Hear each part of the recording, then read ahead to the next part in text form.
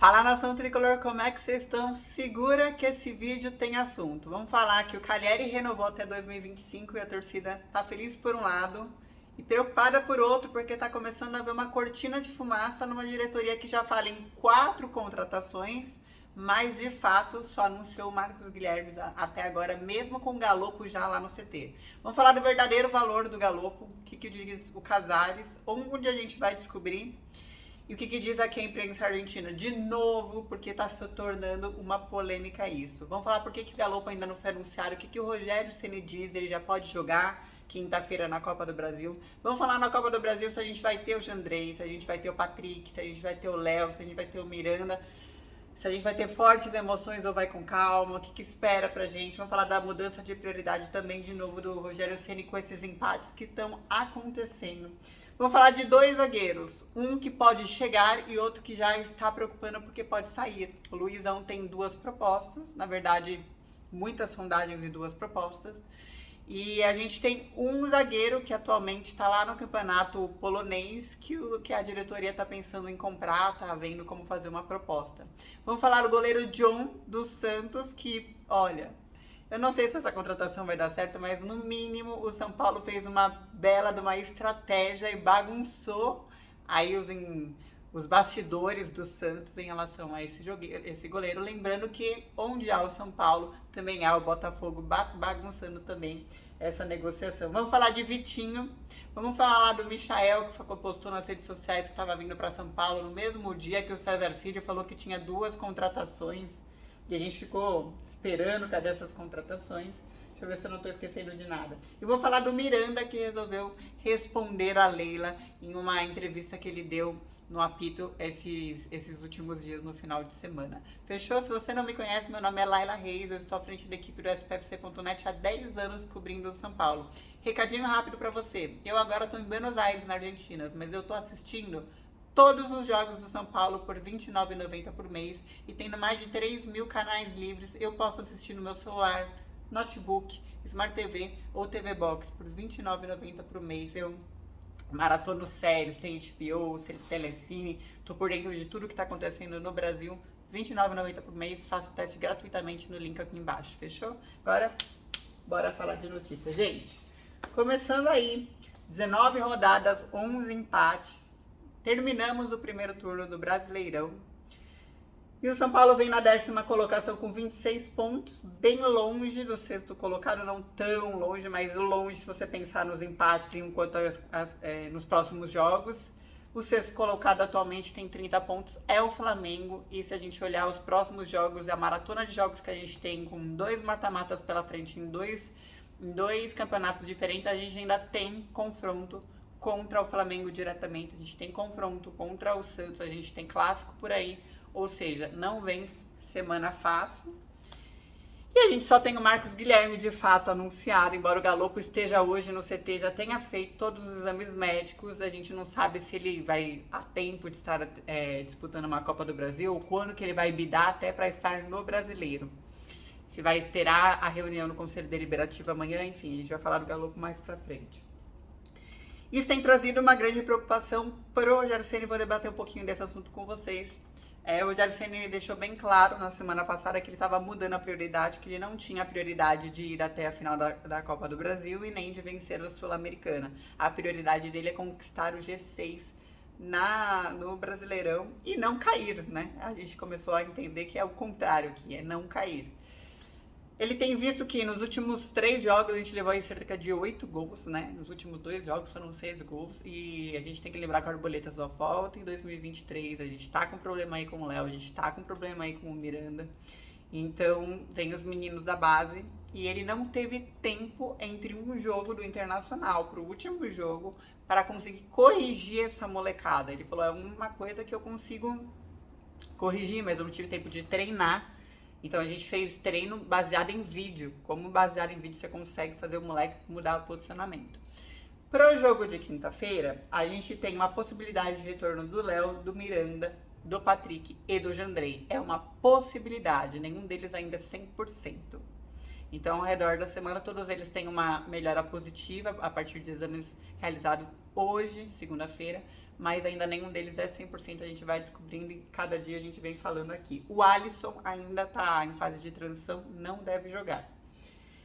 Então aí vem uma grande questão, vocês acham que o São Paulo deve, já que está de olho na vaga da Libertadores, que é o principal motivo do G6, levar o brasileiro nesse empate, ficar no meio de tabela e tentar ganhar uma Sul-Americana, ou não, por força máxima no Campeonato Brasileiro? Responde aqui embaixo nos comentários. Eu ficaria pensando bem sério aí nessa Sul-Americana e, claro, cuidando muito seriamente do Campeonato Brasileiro.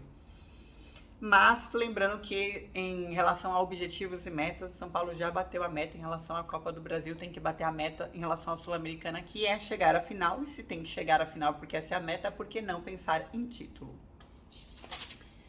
Bora falar agora de Galopo. O Ceni foi perguntado na última coletiva em relação a Galopo.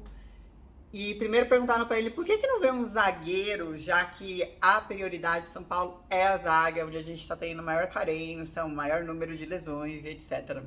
E o Rogério Ceni deixa muito claro que o Galopo ele veio por um presente, digamos assim, de um patrocinador, que é aquilo que a gente vem repetindo e até investigado aqui, porque ninguém está dando clareza, a gente espera clareza amanhã. Então, como o patrocinador vem envolvido nessa negociação, foi o patrocinador que escolheu qual era o jogador que ele enxerga a maior chance de retorno, melhor ser investimento, melhor lucro futuro. Então, eles não puderam escolher um nome, uma posição, era esse. A gente quer fazer negócio com esse nome. Então, vocês querem esse, essa é uma oportunidade que a gente tem, é em cima desse nome. Então, eles não puderam falar, não, a gente não quer isso, a gente quer aquele. Segundo o que diz o Rogério Ceni. E aí lança-se de novo, eu olhei muito aqui os jornais na Argentina nesses últimos dias, e todos os jornais brasileiros também, e ninguém diz com exatidão, mas o que está sendo publicado aqui é que o negócio foi fechado em 8 milhões de dólares entre o São Paulo com o Banfield pelo Galopo, e o que está sendo noticiado no Brasil é 4 milhões, antes era 6, baixou para 4 milhões, que foi o primeiro valor que a gente falou lá atrás. E a gente só vai saber a realidade no balanço financeiro, como sempre é. Então, transparência. O Rogério Ceni falou que vai ajudar muito a chegada do Galopo, mas que não tem certeza que o Galopo pode já chegar e jogar na quinta-feira. Nem por questão de bid, porque a gente tá vendo que o Galopo ainda não foi anunciado e tá no CT. E nem por questão mesmo de condição de jogo, de filosofia de treinamento, de tática. Então, assim, não é certeza de que ele jogue na quinta-feira, mas é um reforço prestes a ser anunciado, tá aí nos detalhes mesmo, com esse patrocinador para ser anunciado. Vamos falar agora um pouquinho do Ceni, que tem um zagueiro que já está em conversa, que o próprio Rogério Ceni falou, olha, eu tô ajudando a diretoria na pesquisa por esse zagueiro, porque é a minha prioridade, é claro que eu quero um atacante também, é claro que a gente quer um meia, é claro que a gente quer tudo, mas eu tô ajudando principalmente em relação a esse zagueiro.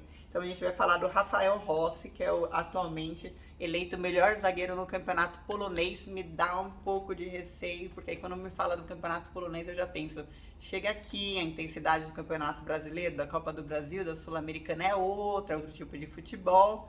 Mas é um menino que nasceu no terrão do Corinthians, tem passagem pelo Cruzeiro, depois ele passou por times da Europa, foi passando por pequenos times e alguns médios, até chegar a um ano ele está no futebol polonês e está arrasando por lá. Ele tem mais 3 anos de contratos com o, deixa eu ver se eu não quero aqui, o Radomiak Rondon. Só que, segundo o que dizem, por R$1,5 milhão o São Paulo conseguiria comprar e contratar esse jogador. Me deixa um pouco assim esse valor, porque é que nem quando começou a negociação com o Galopo. Começou falando que eram R$4 milhões por causa da economia da Argentina, se a gente pensar em economia da Polônia, que não trabalha em euro, também é uma moeda que está abaixo e tudo mais, a gente poderia pensar que esse valor é verdade. Mas na hora da negociação ele vira dólar e a gente perde um controle. Então, assim, essa é a notícia inicial. tem 31 anos esse zagueiro. Ele tem prioridade, apesar de ter outras ofertas dos Emirados Árabes e tudo mais, de voltar para o Brasil. Então é uma negociação que está rolando, vamos acompanhando.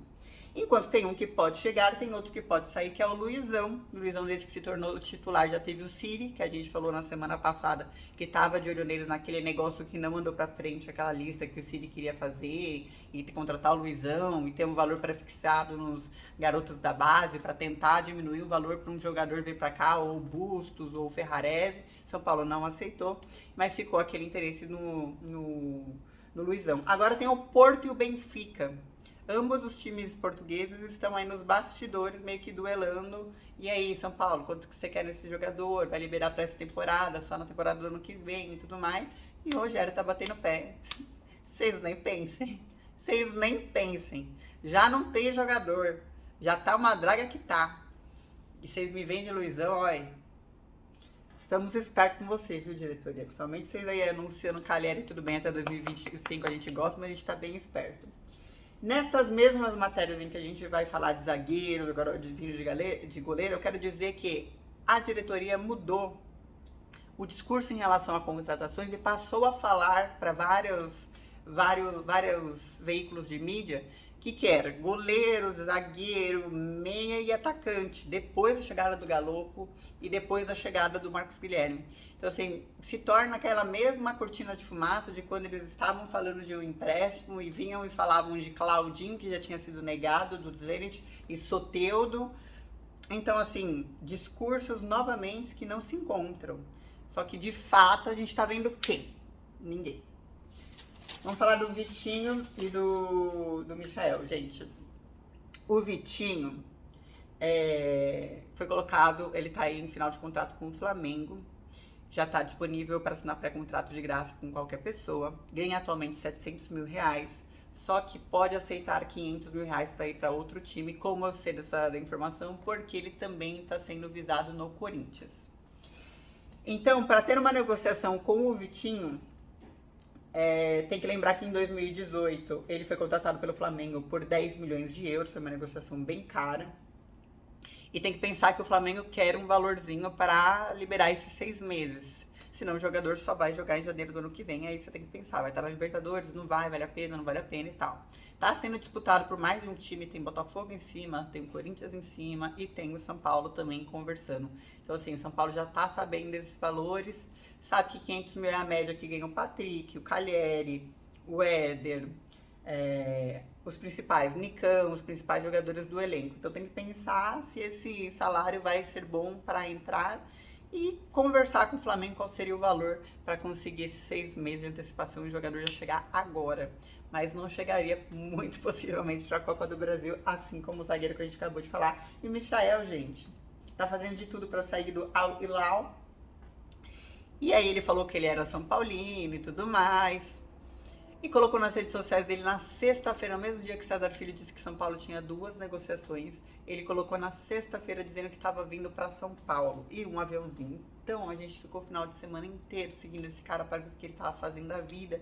E aí a torcida do Corinthians também falou que estava chegando pro Corinthians, e a torcida de outro time falou que estava para chegar para esse time, e no final ele ainda não chegou ou foi colocado perto de ninguém. A gente pode dizer só que ele está forçando a barra para voltar para o Brasil, mas continua com um valor estratosférico.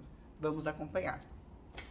Mas pouquíssima chance. Agora o John dos Santos. Gente, São Paulo fez um fuzuê na vida do Santos. Chegou pro John dos Santos e falou o seguinte: estou mandando proposta por você, manda 4 milhões de reais. Olha que barato. Você aqui vai ser titular, porque o Andrés, tá vendo? Thiago Couto, você tá vendo? A gente tá em 3 frentes, a gente tá precisando de 3 goleiros. Um goleiro nosso tá aí com problema nas costas e tal. Os nossos jogadores estão desgastados, então essa é a sua grande chance aqui.